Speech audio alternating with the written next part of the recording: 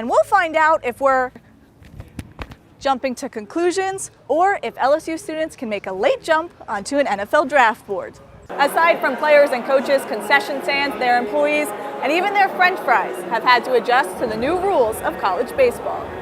If you've ever been to an LSU basketball game or LSU baseball game, you might recognize this accessory on my head. Santiago, my bracket busted within the first 2 hours of the tournament. How are your brackets holding out? On the other side of things, the Eagles social media admin had the perfect response to Philly's dominating win.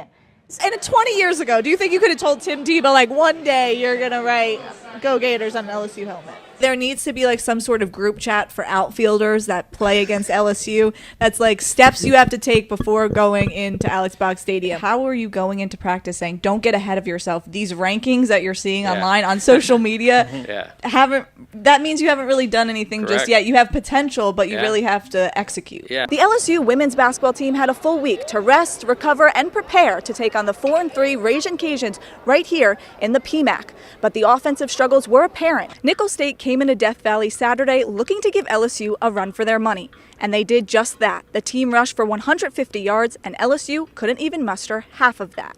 Sophomore Caleb Jackson led the Tigers' backfield with just 24 yards, while veteran Josh Williams ended the night with 19 rushing yards.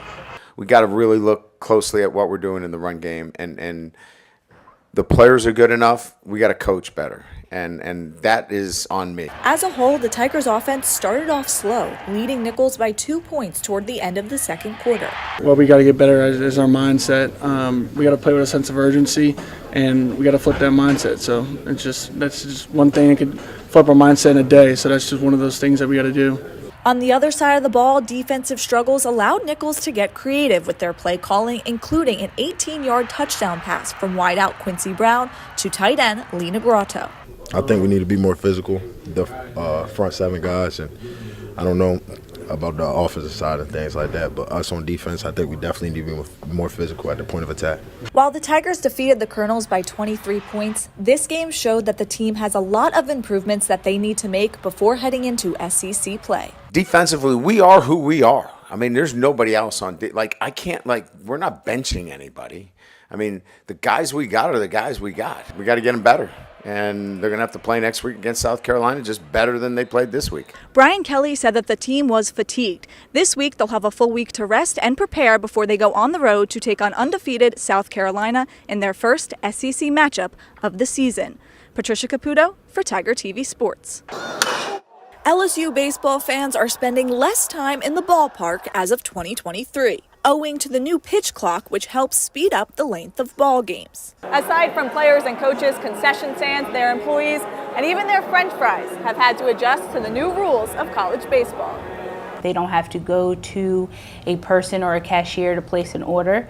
They can simply grab it out of hot slides and head straight to the cashier where they're checked out and they can get back to the game. Meanwhile, fans are still adjusting to the new grab and go flow of concession stands. There is a lot of confusion around okay, do I have to talk to someone, or if I have my food, can I go forward and pay for it, or do I have to wait? But I feel like that'll kind of ease itself out once people get more used to the fact that that's how they're doing things.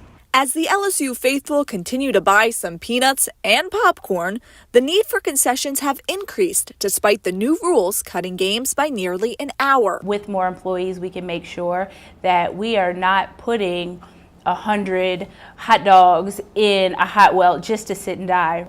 We have people that can keep up with the demand of the shorter time period that we have to make sure that those things you're getting your items fresh. But shorter self-serve lines may have an effect on the extra incentive that employees earn from working on game day.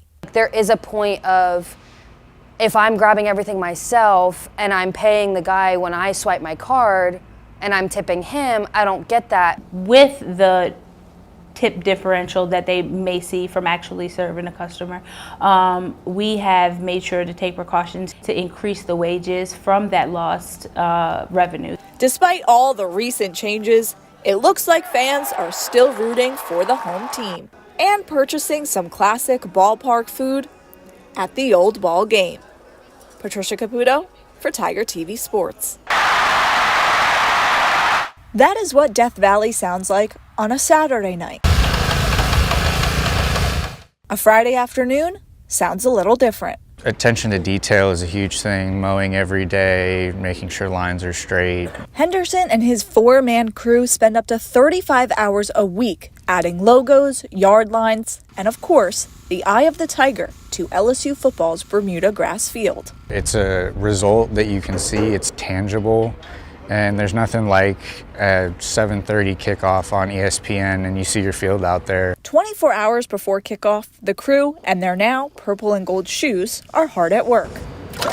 They use 350 gallons of purple, gold, and white paint to paint a compelling picture that helps create the exciting environment that is Death Valley. We've got big totes that we fill up with paste, and then we mix it down, fill up the buckets, and that's kind of an every night before paint chore. The work calls for diligence and near perfectionism, but for some, this job just means more. It's very surreal because so I grew up right across the bridge in Port Allen.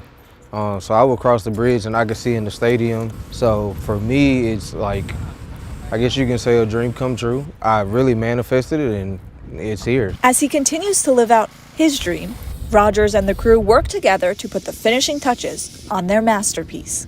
It's satisfying because it's the sound of the paint, watching it actually hit the grass, seeing the straight lines, like stuff like that. It makes you just go, oh man, I love that so much. Love, like the love many have for the Tigers and for Tiger Stadium, where fans since 1924 have chanted,